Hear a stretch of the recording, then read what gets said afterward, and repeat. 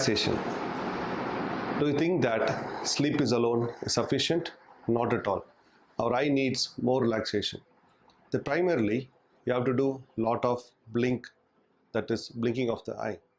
Normal is 20 beats per minute.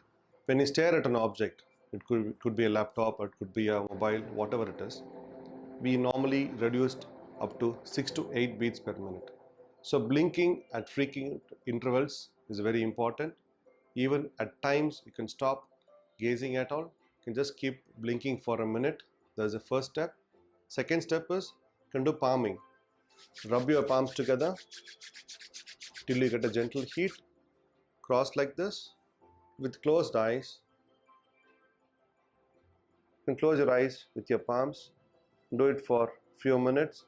This could be done many intervals at a day. And the next comes tracking an object like figure of eight. Imagine there's a figure of eight around 10 feet further from you. You can track with your eyes, either closed or open. And geometrical figures like square, triangle, rectangle, all that can be drawn with your eyes. It could be with the closed eyes or the open eyes. Moreover, if you feel tired, if eyes are fatigued, you can do wet patch.